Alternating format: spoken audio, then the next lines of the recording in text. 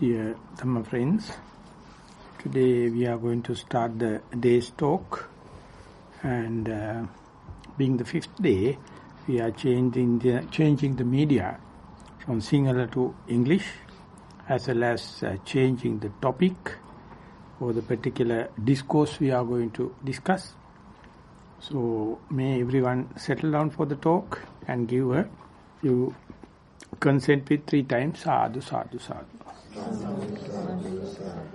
Namo tasse bhagavato arahato samma sambuddhasse. Namo tasse bhagavato arahato samma sambuddhasse. Namo tasse bhagavato arahato samma sambuddhasse. Panchahi bhikkhave dhamme samannagato bhikkhu na chirasseva akuppang pativijjati ti. Dear Dhamma friends, as you all already know, we are in a residential retreat. So therefore, we can say we are full-time meditators. So whenever we become full-time meditators or residential, so almost like ordained life. So we have to not only earn this opportunity, but on top of that we have to facilitate the same in order to maximize the desired results. So the Buddha himself, after striving a long time, and once he achieved his omniscient knowledge, he himself reflected back and see what are the ways and means one should facilitate to gain these results, gain this desired result in a short time, if at all possible. Accordingly, he prescribed, he shortlisted all the facilities or facilitation into 5. The very first thing, to achieve this, the final goal, one must be restrained in physical and verbal manner.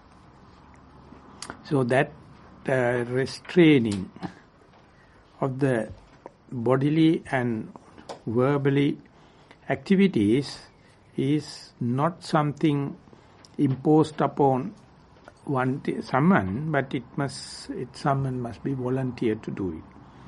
All the religious books, sacred books, indicates that kind of a restraint, but they appear like a commandments. They appear like a regimentation. But in the case of the Buddha, he suggested, if you wish, you can do it, otherwise you can leave it aside. So they are not commandments. They are called precepts. So we already know the value of such restraint. Otherwise, very difficult to think about any of restraining of the mind, because the body and the verbal manner or the activity are the social expression or outwardly expression of our behavior, our personality. So once that is done, once that is volunteered, and once that is achieved only, we can go to the deeper layer, to the mind level. So therefore, before going to these deeper layers, we have to take care about physical expressions and the verbal expressions.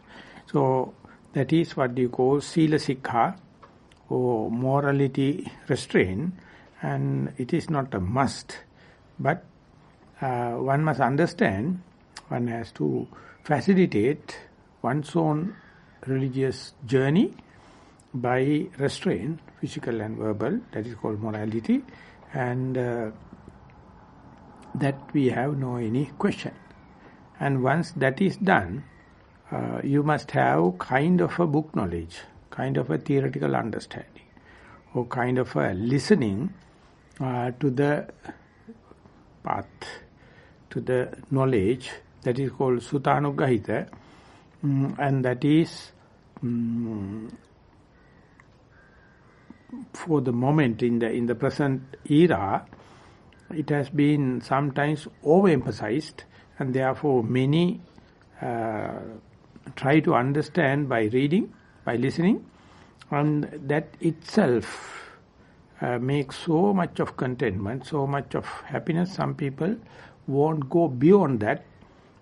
That is how the education institutes, they do. They teach it, they learn it, but hardly any furtherance, hardly any application.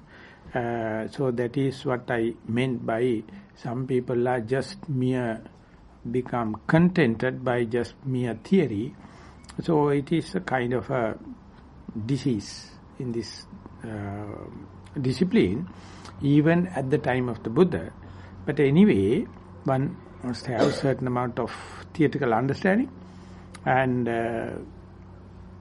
Sayadaw Pandita, he used to say, theory is not always disturbing a person if he or she knows how to make use it. Otherwise, you will get imbibed, you will get sucked into, you will get absorbed into the theoretical understanding. You will never put forth energy or give a try, and ultimately you will be just end up with theory. So that is what mostly happening. But anyway, it's a way of facilitating your journey. So while you are practicing itself, something like in this residential retreat or full-time retreat, you must have certain amount of listening, certain amount of acquaintance with the theory. So that's why we have allocated 1 to 1.5 hours each day. It's a considerable amount of time under any measure. So this is what you call Sutta, the facilitating through listening or learning, or we facilitate book knowledge.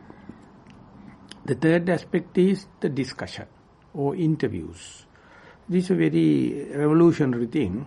It's a kind of a radical thing in religious circles. Except Buddhism, other religious books and the traditions never ask you to question, never ask you to analyze, never ask you to discuss matters. You have to just follow the holy script. So therefore, if someone is going to analyze and discuss, you will be destined to hell. Only in Buddhism, the Buddha say the other way around, in two ways. One thing, he give a full system, or out of his omniscient knowledge, everything. But being expressed and given, he says, don't accept anything unless otherwise you analyze it. So therefore, it is the only place in the religious circles a discussion possible only in this omniscient knowledge. So therefore, discussion is a two-way process, not like a listening. And that is the way we brush our knowledge. And in the presence of the Buddha, it would have been a super conductive kind of a communication, because you can rectify your doubts, everything, by relating it to the Buddha or his great disciples. And many, specifically the contemporary, many yogis, they think we are disadvantaged just because we don't have the living Buddha, we don't have living great disciples. So therefore, any question arising will not be answered just like in the contemporary time of the Buddha. So it is a kind of a argument, but if you can express the question, or if you can express yourself, answer is within. Don't wait till the next Buddha to happen. It's a matter of expression, and in this particular discourse we have selected, that is been well handled with. So therefore, whenever you advance, whenever you progress in your meditation, your expressibility, articulation, and the communication sharply increasing. So therefore your private and confidential matters become just Dhamma.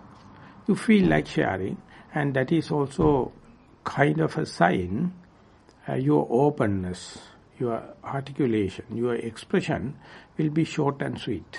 There is no much of beating about the bush. That is a very good criterion for non-meditators to see whether that particular person is progressing or not. So therefore discussion is shaping you and sharpening you in number of ways. So therefore you must be ready to take part in the discussion. So for that we also, in our timetable, we have allocated 1.5 hours. So we call it question and answer session, or we call it interview, or we call it as a discussion. And early retreats, we used to have personal interviews. And many were very happy to have this personal time. But back in Sri Lanka, our retreat now go beyond, each and every retreat is beyond 60 people, so very difficult to give a personal interview. So we decided from the retreat number 60 onward not to have personal interviews, go for the common interviews. Now we are in Sri Lanka, now we are in the 180 in the retreats. So it's very, very successful, because whenever we participate for this common discussion, we become a Dhamma family. Who is present in the question, no one knows, anonymous. And when the answer, whenever it is connected, question and answer, it is not a one particular person getting benefited. It's become a commonwealth. It become everyone's knowledge, and everyone can understand. The question is the same. The presentation is personal. Presentation is confidential. The question is the human question. So whenever you learn the art, how to put a question, ultimately you will understand, whenever you present the question in the proper way, you yourself can see the answer. So if it is not happening, ever you become dependent upon others, that discussion is not efficient. That is not useful. So that is one of the very best thing I learned when I was in Burma, is really, really appreciating the way of presenting your question. And so much so, Pandita Sayadaw is a master in communication and discussion and articulation. It's a genius. He says, if the meditator, the disciple, can't present his or her interview report or meditation progress, it is not the mistake of the disciple, it is the mistake of the master. 100% mistake of the master. So therefore, any weakness, any shortcoming of the disciple, master is answerable. If this is not happening, retreat is utter failure. So whenever you go through the interviews, going through like a mill. Your presentation, your grammar, your short and sweet presentation, and the orderly manner, everything is being edited like. So many people are not happy. They want to come in the idiot way and wants to go in the same idiot way. So they are very adamant. They are not happy with this presentation. So if someone is volunteering just to give a try to present the report in this way, he or she can understand easily whether communication is takes place, the dialogue is happening or not. But it does not indicate this is the one and the only way for the common communication. There may be a lot of other ways, but in the present day of IT technology, I found this the way the Burmese masters are teaching, specifically Upandita, it's worth trying. So I found many are not straightforward. They are not short and sweet. they are beating about the bush. And therefore, a master always must be very patient and teach them the way of presentation. And the day you present correctly, you become the master. You become your answer. It is being answered. So, in this discourse, it is giving some kind of tools how to talk short and sweet and short to the point without much of wavering, without much of zigzag way. So we'll see as we advance. So with these kind of three facilities, the morality and book knowledge or theoretical knowledge and the way of communication, one is free to sit and meditate and to give a chance for collectedness or concentration. Without sila, if someone wish to have concentration, it is impossibility. It is like without hygienic conditions, conducting a surgery in the theatre is a disaster. So theatre must be disinfected. The patient must be disinfected. Tools must be disinfected. Everything in the theatre must be disinfected. Otherwise, cut open the new tissues will be asking for trouble. So everyone must understand to have collectedness, one-pointedness or samatha, one's moral responsibilities and morality, sila must be ever increasing. Sila is something upgrading you. So day by day you must go for higher sila. It is called Adi Sila Sikha. And when you are increasing, when you are refining sila, if the meditation is progressing, you find they synchronizing each other very easy. But if your meditation is not backing or really supporting, you find more the higher sila appear like a distraction, higher sila appear like a contradictory. Why should one has to have sila? Why can't we learn it like a school subject in the classroom without much concern about the morality? And that is what happened in the West, and that is why we call business Buddhism. This is nothing to worry about the sila. If the master is good, if the technology presentation is good, why not communication? But it never happens. It never happens. It becomes a business Buddhism. It becomes a multi-billion-dollar business and another fashion. There is no much of organic changes happen. So therefore each and every must understand Sila Nugaita, the moral facilitating itself by morality, and the theoretical understanding and the discussion is equally supporting, just like this tripod. It is holding something. These three pods, legs, are important, and then only something you can balance, something you can have concentrated to collectedness or one-pointedness can happen. So you are the first and foremost to understand when and where these the morality, theoretical understanding and discussion happen, how much you get uplifted. It is timeless. Moment you get the support from these three, you feel like uplifted, and that is the way the concentration is becoming a so much favorable thing in the meditative life, but it never you can get by mere wish or by just by doing other things. So you have to understand, to gain the concentration, all the other things, facilities or facilitating must be there. And is it your personal responsibility or the organizational responsibility or common responsibility? I would say both. Both must be, everyone must be understanding. That is why the Buddha says, Samagganan taposuko.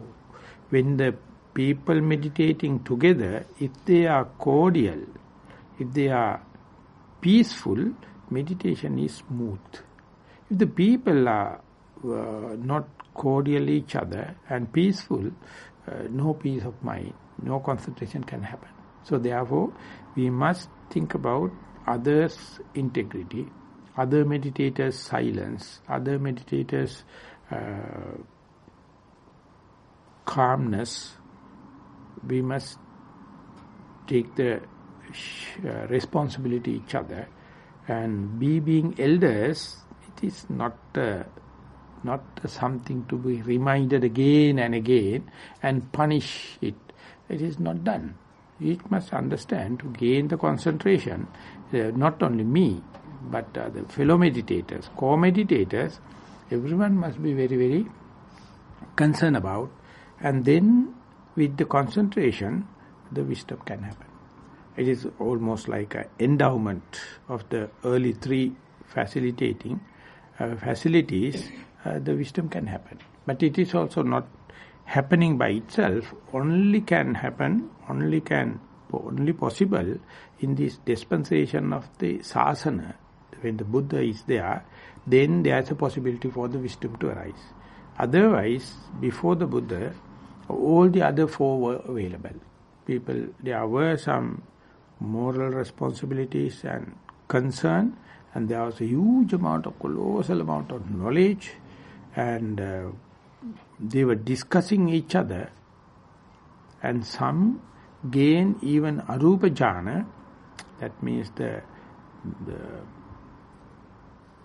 non-material or subtle material jhanic experience, but no wisdom. So the Buddha aligned all these in a pragmatic way, practical way, so that you can cut through and go beyond.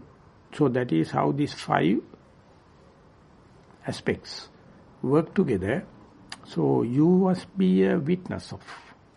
And there is no trying, but striving. As far as you are trying, you are wasting your time. It indicates you don't have enough faith. Whenever you gain the faith and start striving, no more trying. It's directed, and you proceed, you progress it. So therefore, these changes from trying to striving may take place within the retreat. Sometimes it may not. So very difficult someone to decide when and where that to happen. You must keep it open.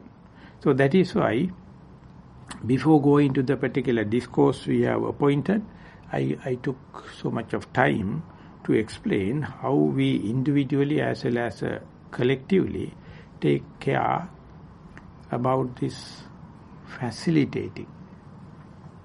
Otherwise, simply we can say we all have these qualities, but we do not know how to catalyze them. In order to catalyze them, we have to facilitate them. Facilitating means it is nothing new. The morality is nothing new. This knowledge what we are going to share is nothing new.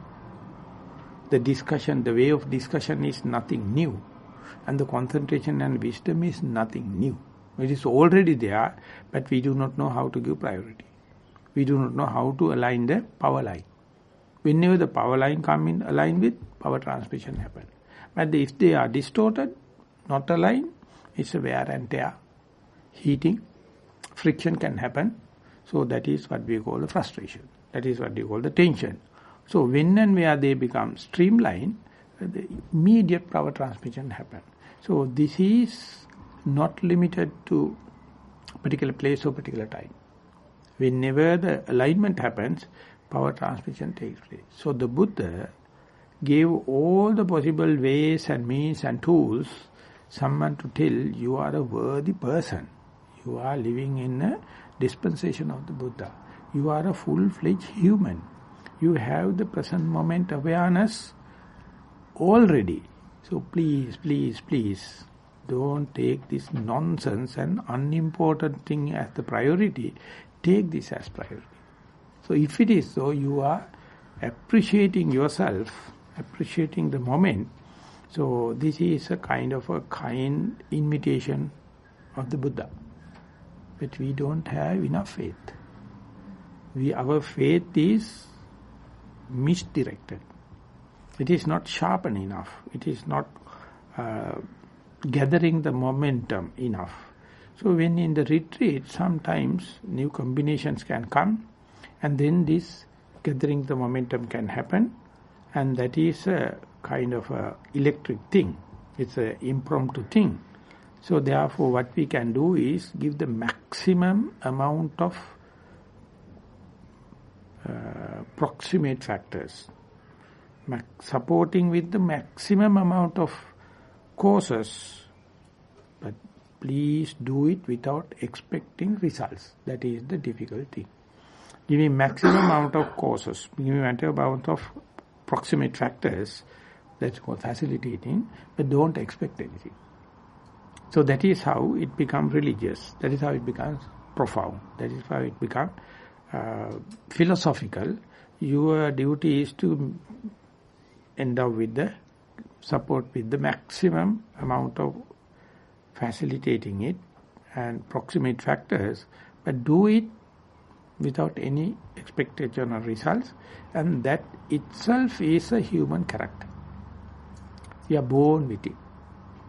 Because when we are born, we come to the world with nothing. And we are endowed with everything thanks to our parents. So we gain these basics without a transaction. It happened. Now when and where we become elderly, rational, we always go by dependent supply and demand theory. It is the shit. It is the point where you get completely spoiled. Till you come up to that maturity, no supply-demand theory. Everything happening. So once you achieve the full enlightenment, again you go to the point where no supply and demand theory. You do your maximum without expecting result, just like our parents, what they did to our infants' time. And so ultimately, when the meditation progress, you become a part and parcel of the nature rather than expecting something. Nature is a kind of a beautiful system. The Buddha says, think about a forest. It makes use the rain. It makes use the sunlight. It makes use the air. It makes use everything. And giving everything to the human being, expecting nothing. Even the person take a piece of wood to make his handle of the axe, and with that axe it is going to chop the tree. Even the tree is never complaining a human right cases. Says, please come and do, we will give the shadow. Come and chop with my own handle. No question. So that is why the beautiful, most beautiful thing the Buddha says, I find is the forest. It gives everything to the human, and human being is utterly coming and hacking it, chopping it, no complaint. So this is what happens with new meditation. So some people say it is something callous, something not sensitive like, but the meditation is leading to that kind of a thing. So that is what we call the vipassana anugahita, the wisdom, the facilitate ourselves with the wisdom. So that means the choicelessly be aware. Don't have any kind of expectation. So having said that, the Anugahita Sutta, and now if you are to go to the particular sutta, it is called Akuppa Sutta. You find in the exactly like the Anugahita Sutta in the Anguttara Nikaya book of 5. And the Buddha says, Pancai bhikkave dhamme samannagato bhikkhu chirasseva akuppam pativijjati. O monks, if someone is endowed with these 5 qualities, with no time, he or she end up with that unshakable mind state. That means a shakeable mind state, that means a commoner, must listen to this, must understand this, our shakeability, our irritability, our tension, our frustration is because we don't have these 5 qualities. But the potential is 100% we have. And the possibility is 100%, each and every one. So if you wish or if you appreciate unshakability with comparison with the shakeability, please facilitate, please take care about these 5 qualities, and everything is endowed with. Nothing you have to buy from the supermarket. Nothing you have to import from the other countries. It is within. So align them, just like the 5 facilities what we have mentioned, and then you can see you are born enlightened. Till the enlightenment happens, you never believe. Because you find all the time your negatives. You find all the negatives on the outside. So therefore you are shaken. You are irritated. Because your tendency is to see the loopholes, mistakes. So you only taste the sour or astringent taste. Where you are long time to go to the sweet taste. Because you are eating unripened mangoes. You are not waiting till it ripens. Once it is ripened, it's sweet. We are so much of impatient. So wait till the mango becomes ripened, because it has its own qualities. If you pick it unripened, you will see the sour taste and astringent and all the kind of bad things. So therefore, whenever you are taking part in a retreat like this, whenever you are listening to this kind of discourses, and whenever striving through your mindfulness into all the difficulties, you may find it is like in the pyramid shape. Started with a very big base. As you uplifted, slowly, you are reaching the pinnacle. And when you are reaching the pinnacle, it is not covering so much of area, and slowly going to the center, going to the upward. So when it is happening, you see everything positive, everything beautiful, everything peaceful. Because you are born in the dispensation of the Buddha, you are full-fledged human life, and anyone can come and hear, live here, be aware of the present moment. Anyone can do. And to do that, enough sermons, enough methodology, enough teachings are available, Saddhamma. And a lot of people practicing. You are associating only the non-practitioners. You are associating maybe only the sexual and sensual people. So it is poisonous. I have to understand, get rid of that lot and incline to the practicing people. And sometimes you can do you can ordain yourself and dedicate for that. So all these, they are not trivial things. They are very grave endowment, but being so, we are still trying, still not striving. So from trying to striving to happen, you must have kind of a catalytic effect of listening to good talks of the Buddha and apply into your day-to-day life, apply into your meditative life, apply it into the mindfulness, and see day by day you come to the frictionless area or less agitation.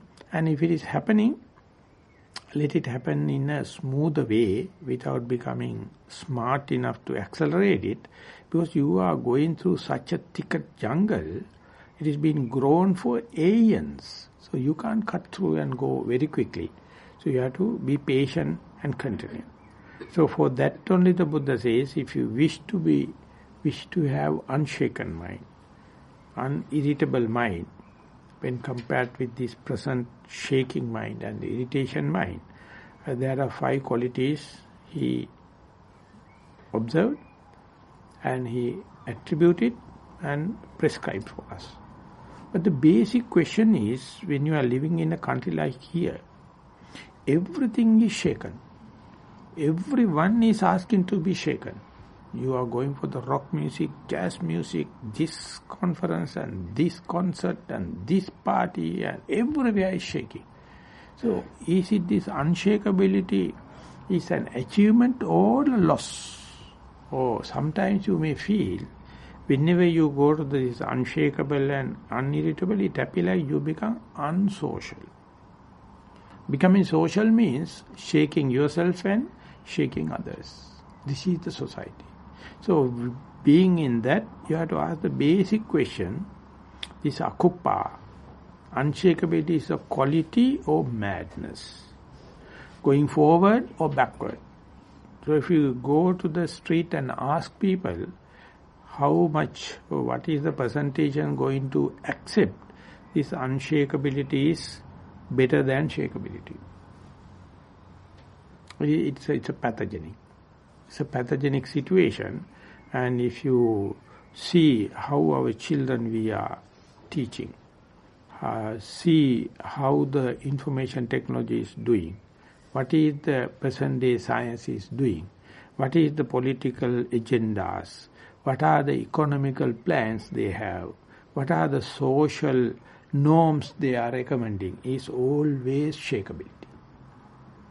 So under such circumstances, Akuppa, unshakability may appear like a negative, a defeat, or it's a, whenever you have nothing to do, you go back to the unshakability. So this is the country, this is the way the present civilization is. So therefore under such circumstances, before 2600 years, the Buddha, without asking, he says unshakability is much, much, much better than shakeability.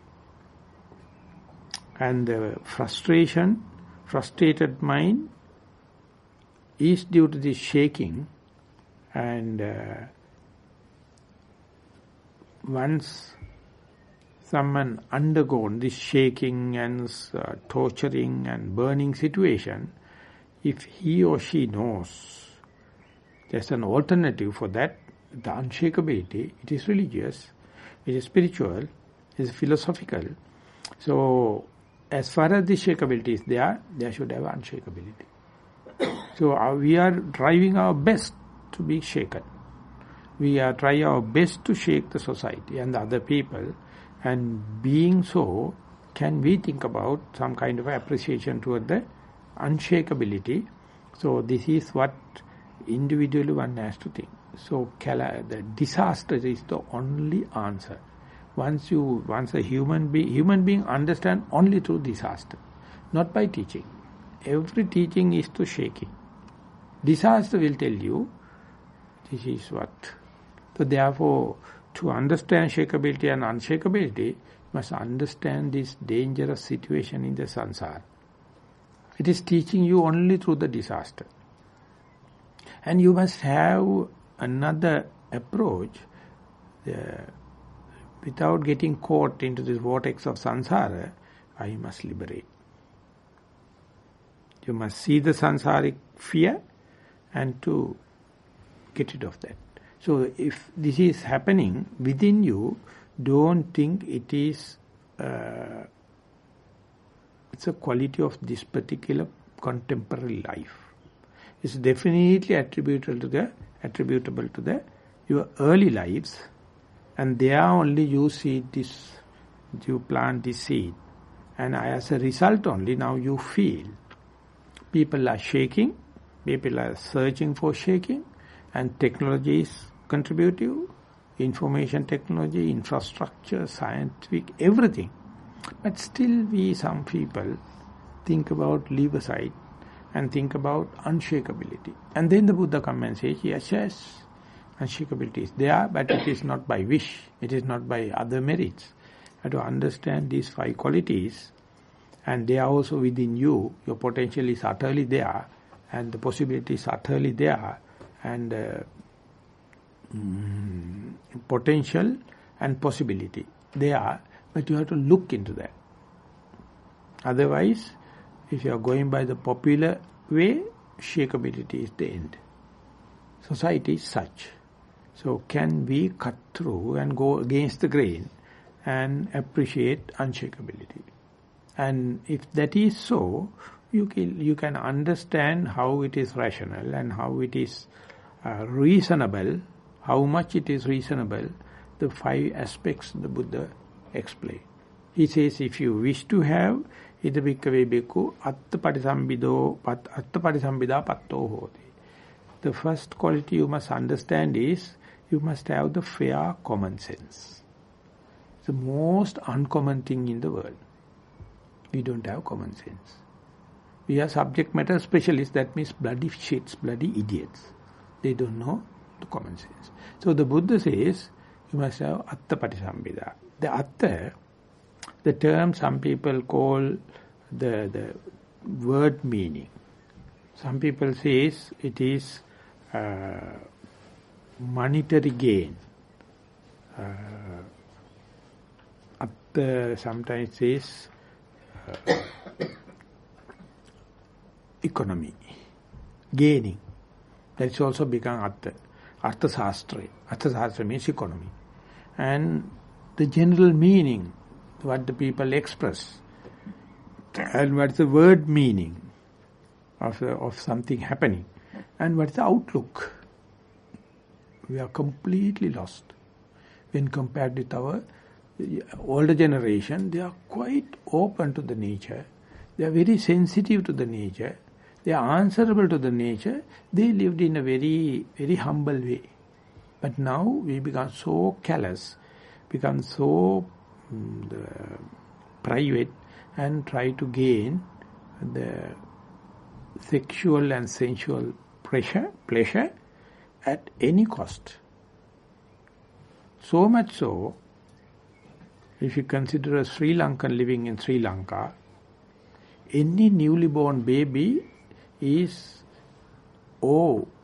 they have to pay at least 50,000 because our parents have misused it and they are taken loans from so much of companies and countries. Each and every baby born with such a loan. So much we have misused it. And still begging, still asking, please give monetary fund and this country and so much. So much we gain, so much we get the loan, we feel we are happy. We feel we are lucky. And at the cost of our children. So much we are using.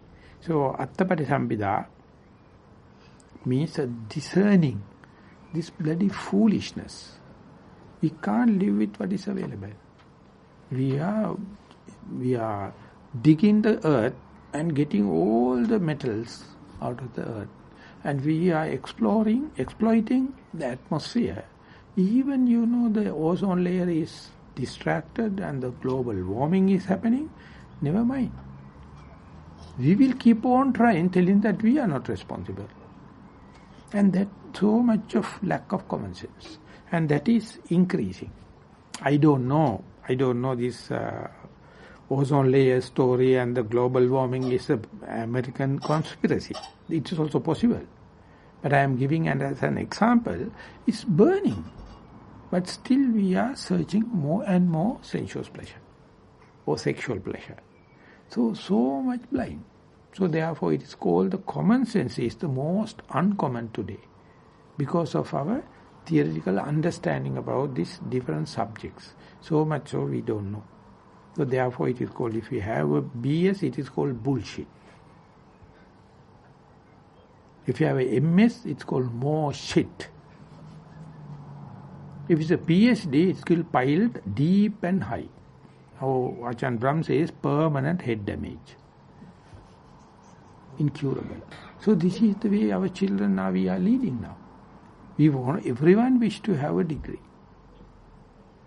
Or postgraduate degree. Or PhD, double PhD, professor. So all the professors are absent-minded. Unmindful. So where we are leading? So to understand it, the common sense, in that sense our grandparents and grand-grandparents are such a aesthetic people. They are lucky people. They have the concern. They have They are living on the earth. And that Atta Parisambhida, in the English translations, English means that English is the idiot language, coming from that positive language, always sensual pleasure. English is very good for sensual pleasure because it's a positive language. But the Pali is a negative language. Pali language is not promoting that kind of thing. So people learning from the English language, they find very difficult to understand the Atta Parisambhida means what. So they give meanings, and it is common sense they never mention. They sometimes the value or rupee in terms of rupees or dollars or sterling pounds. Because Atta Parisambhida means gaining, to gain something, and therefore the English meaning, if you are going to read it, it is never lead to the organic meaning of it. I would like to say Atta Parisambhida means common sense. That means the word meaning, the outlook, expression. So in meditation, this is very important. In the Mahasi system, it's a highly, very well recognized, and it gives the sharp tool. It says whenever you wish to get rid of this sexual pleasure or sensual pleasure, you have to understand, you have to get out of this society. That is called renunciation. So renunciation you have to do in a secret way, because society is not happy. So you have to have a scheme to renounce. But soon you renounced, what happened is your transgressions or thread passing of the social norms will not be happening. If you renounce, the lesser chances for you to kill animals. If you renounce, a lesser chances for you to rob or loot or misappropriate other properties. If you renounce, no sexual misconduct.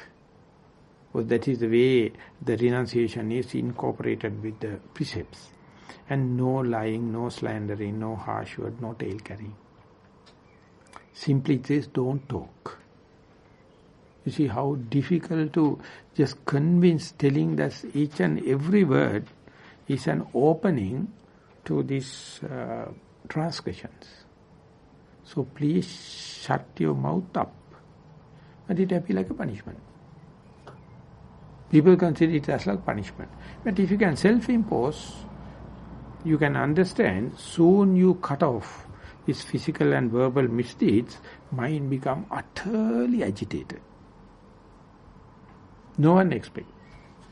It's like a wild buffalo taken out from the wilderness and taken to the village. You can understand how much it has become agitated.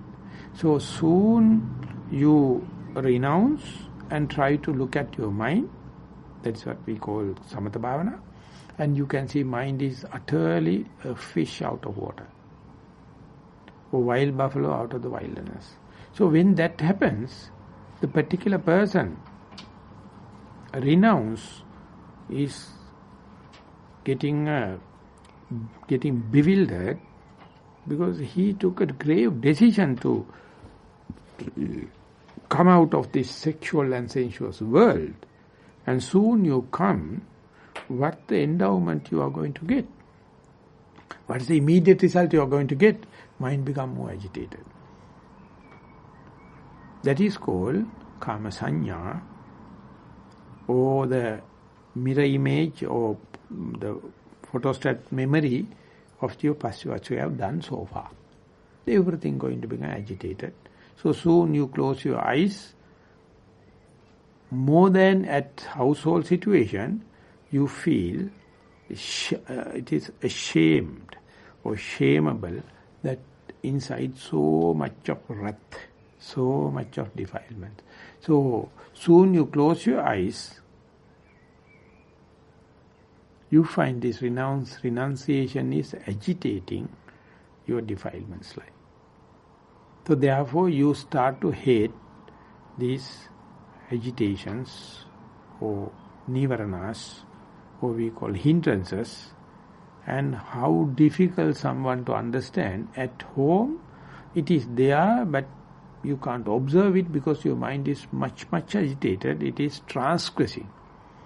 It is thread passing. So therefore lot of things you have to you have to cope up with. But when you come here, know that of that kind of transgression and thread passing, therefore you can easily see how mind is bewildered. So therefore they get blame from inner, blame from out. So the people living at home, they say these people are going to be spiritual path and ultimately end up with tension, end up with depression, panic and diseases, and so therefore just be with us. Why you go for this renunciation? Like the society at large criticize the particular person, and that particular person also try to keep the mind in one object or this thing. It's fine. It is fine. It's very difficult than at home. So this question, replacing this transgressional kind of defilements by this obsessional kind of defilements, very difficult to convince that particular person it's a better. It is kind of a advancement. Whenever you transgress, there's a huge fear, uncertainty. But here it is not transgressing, but obsessional level is increasing and very clear, face to face, and face it, met up with. What are the tools? Then the Buddha says, you have to take your body, corporeality, the concrete matter, and try to keep mind as much as possible with this body, or rupa. Each and every thought moment you are with your body, you are not only free of transgressional kind, but you are also free from obsessional. So it's such a revolutionary kind of a moment. Each and every moment you are mindful about your body, or bodily action or metabolic action. So that indicates you are free of transgressional and obsessional.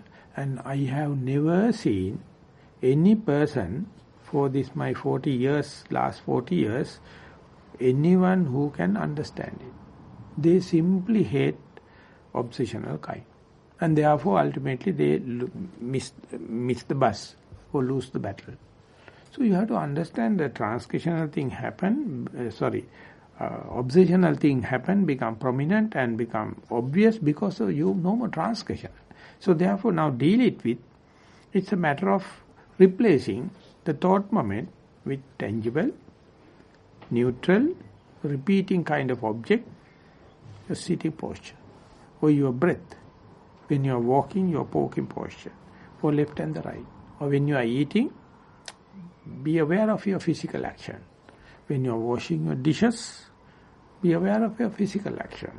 When you go to the toilet and doing first and the second job, be aware of your physical action. Each and every time you come back to the physical action, corporeal action, material or physics, you have to understand you are done away with all this transgressional and obsessional, and to give the connection with this Attapattisambhida, just see what is the meaning of breath, what is the meaning of in-breath and out-breath. See the common sense, what is the difference between in-breath and out-breath. So the day you understand in-breath and out-breath, or discern it, or delimit it, there only you can understand. As far as you are with the in-breath and out-breath, with the common sense, you are no more with the transgressional defilements. You are no more with the obsessional. Because you are verily face to face with the breath, and not only that you just be the breath, you can see the natural characteristics of the breath. That is what they call Attapattisambhida. The breath is longer, shorter, cooler, warmer, aberration, cool, tension, relaxation. So this part whenever you embark into the meditation and introduce your body or bodily metabolic function like rising and falling the abdomen or in-breath and out-breath or sitting posture, don't just say, I see breath. You have to tell Atta Patisambhida, how do you feel, how do you experience, how do you discern it from rising and falling to the breath. Breath, in-breath and out-breath. Each time you see the natural characteristics of the breath, it is leading you to say, as far as you know, you are with the breath, mind is not with sensuous and sexual pleasure. Mind is not obsessed with 5 hindrances. So therefore you have to understand Atta Patisambhida for a meditator is to not only you met up with the primary object, you discern it. In-breath is not the out-breath. Out-breath is not in-breath. Breathing is not the rising and falling. They are different. Sitting is not the walking. Walking is not sitting. Left leg is not the right leg. Right leg is not the left leg. Each and everything has intrinsic characteristics. Each and everything has its own shape and the manner. The moment you try to report it, you are halfway done. 50% of your meditation is finished. Because you know Atta Patisambhida. You never say, I see breath. You prove these are the signs. Under the nose, I experience the breath. So, read any interview reports. No one discern it. No one understand how important to listen this Dhamma, how important to write reports of the discussion, and it must be Atta Patisambhida. Any person read must understand whether the mind has already gone to the breath or not by his or her judgment, but his or her explanation on the shapes and the manner. The shapes and the manner is called Atta Patisambhida. It's called Sabhava Lakkhana. Sabhava Lakkhana, or you can say Bhava Lakkhana, or you can say Santana Akara. Santana means the shape. Akara means the manner. And Santana Akara, whatever the object, it has its own intrinsic character, never mingle with, never mixed with. In-breath never mixed with out-breath. In-breath is exclusively different from the out-breath. So whenever you in the in-breath, don't say I am in the in-breath, you have to tell, how do you know it is not out-breath? And that is what that part is called Atta Patisambhida Hoti. And that is in the nomenclature, one by one, each and every item, each and every incident, each and every experience is clear cut and dry. So when someone is writing on that, it is not only an interview report, it's the best writing and very aesthetic. That particular person need no any clue. By listening and by reading, one can understand he is talking under the very nose. He is not dreaming. He is not in hallucination. He is not expecting something. He is not rejecting something, presenting as it is. So this much we don't know. That is what we feel it is kindergarten level. We feel it is not. That is not, we need the top class thing, and therefore the Atta Patisambhida we miss the bus. Whatever may be, for example, if you are Anagami and try to become Arahant, still you have to go back to the Atta Patisambhida, otherwise you will never uplift yourself. So therefore, if you do not have a good foundation for a story building, very difficult to continue. There should have a very sound basis. That sound basis is Atta Patisambhida. If you are nominating an object, please tell how it stands itself from the others. If that is happening, you will say your talking is sharp to the point. You are short and sweet. You are not wavering this and that. Margins are clear cut. So Atta Patisambhida, margins are clear cut. So you can see in-breath, out-breath. And you can say how many in-breaths you can continue to see. How many out-breaths you can continue to see. So there you can easily understand whether mindfulness is increasing or not. Is the number of breaths increasing? That is mindfulness is increasing. It's equally proportionate to the concentration you are gaining. And if you can see, quality-wise, how in-breath is different from the out-breath, and how the beginning of the in-breath is different from the middle of the in-breath. Middle of the breath is different from the end of the in-breath. It is ever spreading, it is discerning, so ultimately mind becomes so sharp, and its sharpness makes the object and the observing mind come closer and closer and closer. So this is the way you can understand the object you observe, and the mind, observing mind, at the beginning appear like two things. When the meditation momentum gather, they ultimately almost become one thing. That when it is happening, you feel electric, you feel magnetic field, you feel you are really attracted to the object, and very clearly you can understand how the in-breath is different from the out-breath, how the rising is different from the falling, how the lifting, moving, dropping of the leg. It is sitting and walking. And what about when you are eating? What about when you are brushing your teeth? What about you are taking a bath? Everywhere you can understand this Attapatisammita, the basic shape and the manner, never get mixed up. They are very clear cut.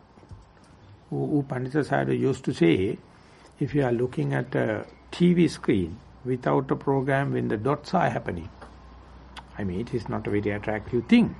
But you can see within a 1 square inch, so many dots are coming and going. 2 dots never clash each other. Never. And soon the dot gone, next dot appear. Still there's a gap between end of the last dot and the appearing of the next dot. They never clash. Time-wise, space-wise, never clash. So life is such. We make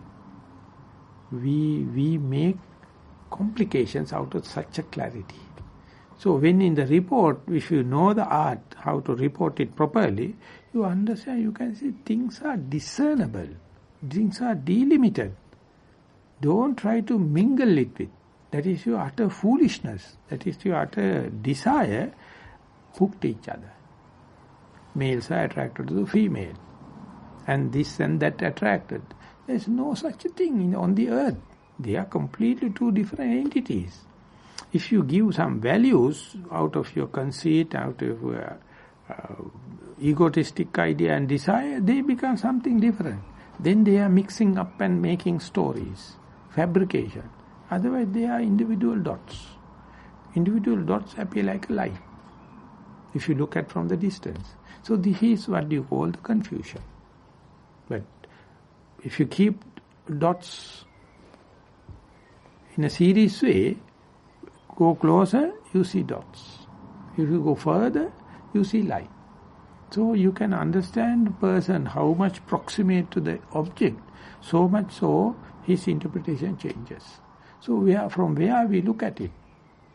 So when this is being sorted out, you will just wait and listen to the person, what the muck he is talking about.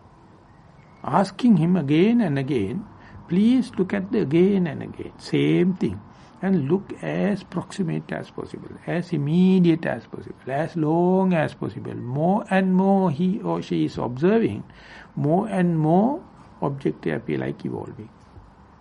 So this part we can see Attapatisammita.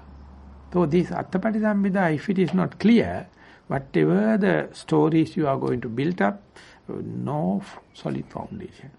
So if you go to Burma, and if you live under a master, he will say, forget about your whole knowledge, explain what is the in-breath, explain what is the out-breath, explain what is the rising, explain what is the falling. You may take months, because you are talking nonsense. You will never show to the point.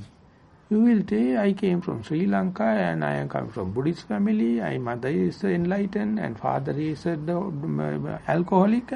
He will say, don't talk nonsense. I am not asking your history. I am asking how do you feel, left leg and right leg. Never. Never. So they give the guidelines or aphorisms. This is only we need. But to tell the message, to pass the message to the individual and get the clarity or the common sense, it itself takes months. Because we don't know. We don't know how to look at the thing in the simple way. We always camouflage it. We always decorate it. We always put icing. Ultimately, icing only appearing, the very thing you see, you can't explain. Because so much we see through the tinted glasses. So whenever you see something through the tinted glasses, your explanation is not completely incorrect, but you don't know you are looking through the tinted glasses. So you have to ask, see it again. See, it appears like a punishment. But see it again. See, and each time you do, not with the head, but with the Attapati hoti, that means with the love to the see things as they are, you see the two breaths are not equal. Not the in-breath and out-breath. Even if you see Digang Vasa Santo, Digang Asa Samiti Pajanati, after a while you see Rasang Vasa Sammo, Rasang Vasa Samiti Pajanati. It becomes shorter and shorter and shorter. But you have to see the discernment. You have to see at the beginning it is longer. And don't expect it to be longer for long. Just observe what is happening. If you observe without adding anything, you see it is naturally becoming shorter and shorter. And to see it, you must have Attapati. If you observe something for a longer time, never the same. But our whole world is developed upon this permanent notion. We see concrete is this, and its adhesive character is this, and everything is there. But if you observe properly, they are, once you get the discrete, discriminative knowledge, from that base onward, you can see if you go closer, it's a different thing. If you observe it longer time, it's a different thing. So this is how the Attapati is going to give with Dhammapati to go to the common sense, to the absolute truth.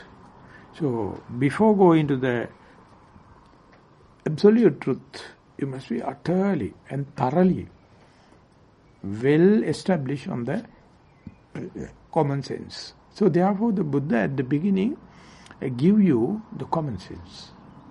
This is how he tackled Angulimala. That's how he tackled the Patachara. He never think about the serious thing. Bring it to the present moment. And bring it to the present moment, he do it in a magical way, because he has done it in the wrong way and corrected himself, and with the trial and error, whenever someone bring to the present moment and try to see whatever available, that very explanation indicates who he is or who she is. So listen to it.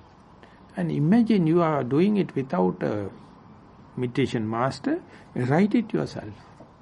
And look at again and again and write it again. You can see evolution.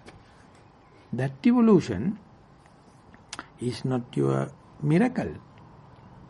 We in the sensuous world, in the sexual world, we never look at one object again and again. We always changing object. The breakfast is not good for the lunch. Lunch is not good for the dinner. We must have breakfast menu, lunch menu, dinner. Everything is different. And Chinese method, Japanese method, English method, American method.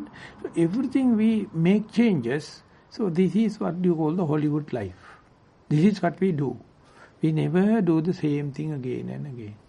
And whenever Attapati, once you started with the natural characteristics and fix it, that object, and look at it again and again, it won't take so much of time you to understand it is changing. It's so fast. But we are looking at different objects again and again, therefore we are not waiting to see its evolution, its changes, because we are full of billions and trillions of objects. We are fast changing object to object. That is what we call the sensuous pleasure. That's what we call the sexual pleasure also. But in the meditation, you are the other way around. One same object, again and again you observe. Make it your primary object. Most common thing. And apply the mind with full of devotion, with full of respect. And when it's happening, you can't hide it. Its changes are so common.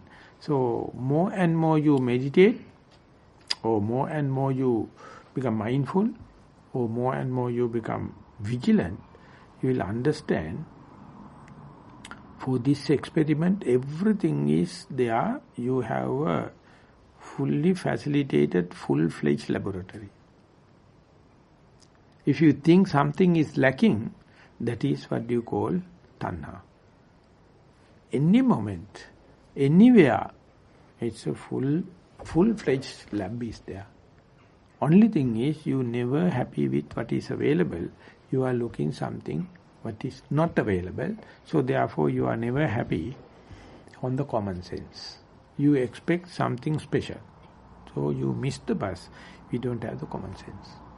And in the one person interpreted in this way, we believe that after the death we will be reborn, and if you do good karmic accumulation, under the best circumstances, you can be a human. Otherwise, will not. You will be a lowly being. And even if you become a human, you will be reborn with your granddaughter's womb. The granddaughter have no any moral shame, moral fear. Leave aside granddaughter, even your daughter do not have. And from the daughter to granddaughter, and when you are reborn, you will be a grand-granddaughter, and you have no shame, no fear. So where are we? What is the difference between the animal beings and the human beings? No difference. You can just see to go to the kindergarten school and see the children. And where are we? Where are they? Can we lead? Can we return, reverse it? Never. So even if you are lucky, losing this chance and going to reborn again, you have to reborn in such a bewildered world. So therefore, present day also is difficult, and think about in the next life, lesser chances. So that is why it says, be aware the common sense. Here now I am. It's the most lacking thing. Most lacking thing, because people think it is very common. It is not necessary. We wanted to know the other country, other places, other time, past and the future. And if you go to a library, read so much of books, not a single book is telling you, please be here and now. Because it appears like, it's a common, it's a well known, but no one is doing. So much we are jokers. We are national jokers. Especially Buddhists. Because this is being well expressed. Not a single other religious masters recommended here and now. Read any holy scripts. Never. They are talking about the heaven. They are talking about the hell. Talking about the future. They are waiting the God to come. But don't worry about the present. Everything is to bemuse you and bewilder you. But the Buddha, among all, he says, if you wish to be human, have common sense about the present, which is verifiable. Past is gone. Future has yet to come. Other people, other places, they are also not in the present moment, and whenever you are thinking of them, you miss the bus. So therefore, bringing attention at home is, we can say, Attapati-sambhida. So when it is happening, for example, when you become skillful in Attapati-sambhida, you will never gain any money. You will never gain fame, anything. The present day world never value it. You will never get degrees or money or any honorary this thing, because the present day, present moment awareness is unfathomable. No one can simply think.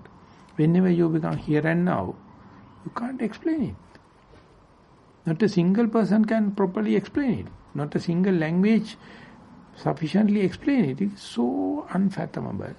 So much so, we are not looking at it.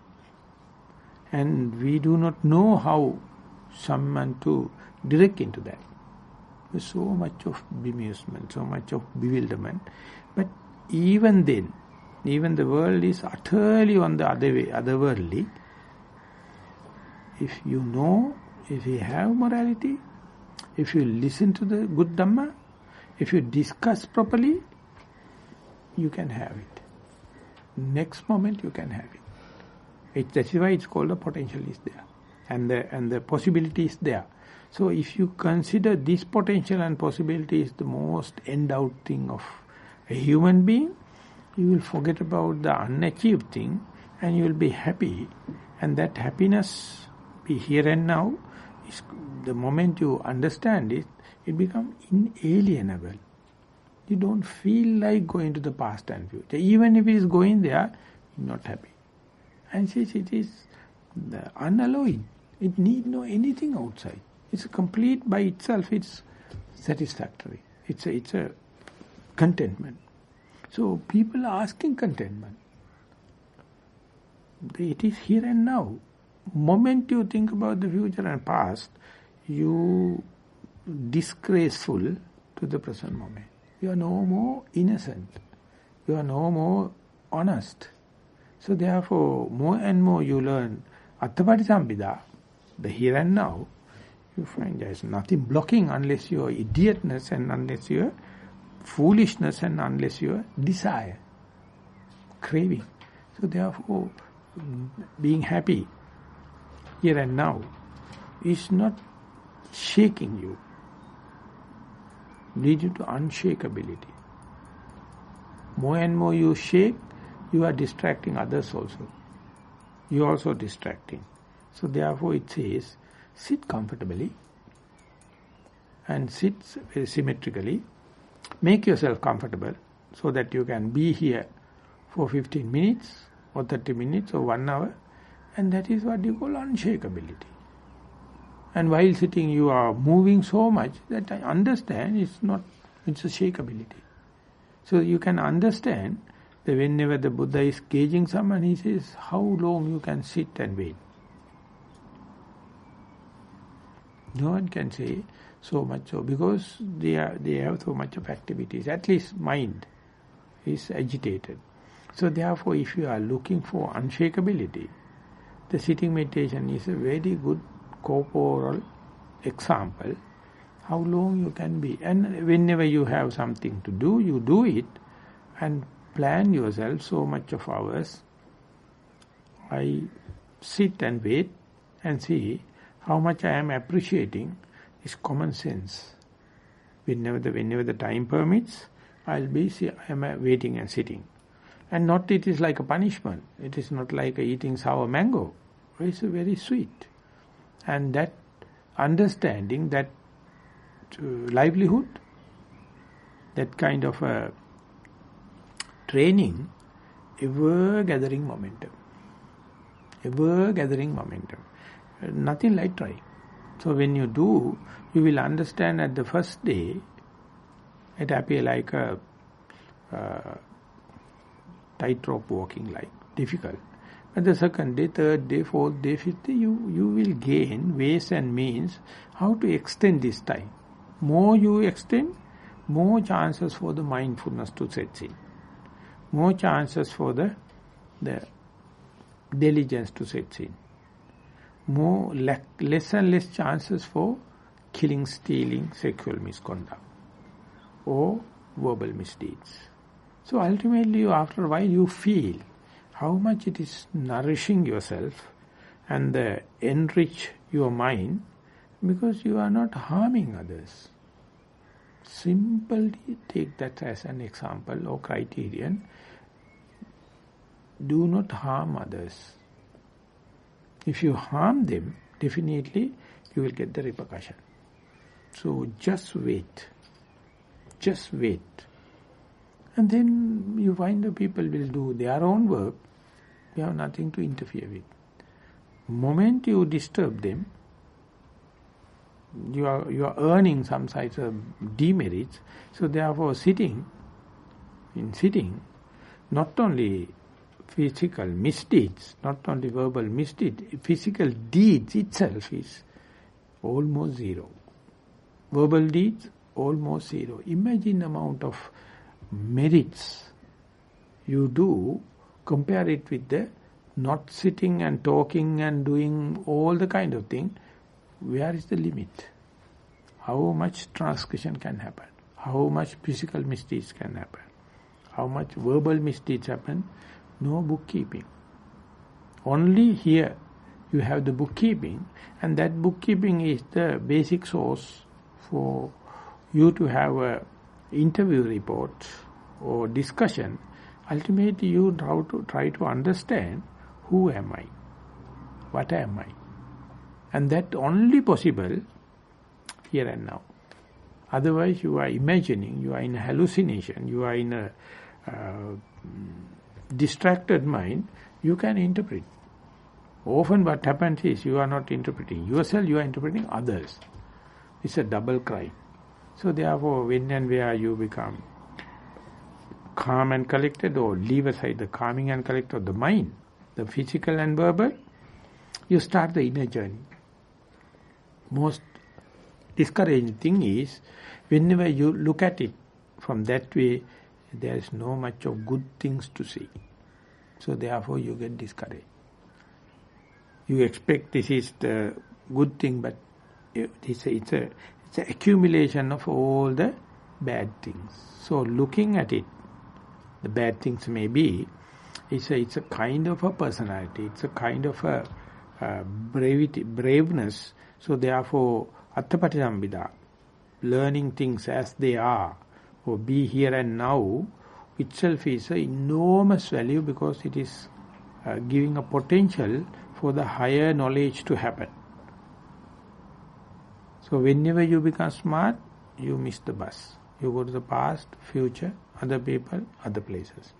But whatever it is distracting you, if you know Attapattisambhida is a tool to become unshaken, no soon you can bring back it to the present moment. That is the human right. That's our human right. So let the mind to run away, no problem. No, let it bewildered. See how quickly you can bring it back. And you see the momentum, you see the acceleration it is taking, enormous, unbelievable. Let mind to run, no problem. Don't fight with the distracted mind, bewildered mind, or unmindful mind. See how quickly you can bring unmindful mind to the present moment, or the breath, or to the rising and falling, or left leg and the right leg, or whatever the posture. You see that ability, no one can deprive of you. Anytime you can come back home. Our body is such a friend. It is always an life endowment. Whenever mind is distracted, if you know where to go, where the refuge is, that means you are fairly safe, fairly secured. So that is the first part in making yourself unshakable. This unshakability is not only the physical and verbal, as I mentioned, ultimately leading to the mental also, but physical feature or verbal feature is, longer you can be sit and wait, or do walking meditation, longer you can shut up your mouth and wait. So when this is happening, the penetration is increasing. So when you are penetrating only, Dhammajiva, the next thing, that is to say, reality as such, or things as they are, going to reveal. I would like to handle it in the tomorrow, and till that, I hope this facts that I presented will be, encourage yourself to do it with the endeavorance, with the zest, with the striving, and so this is nothing new. It's rearranging the things in the more efficient way. Hope it will increase your faith, energy, mindfulness, and the rest of the good qualities. Thank you very much for listening.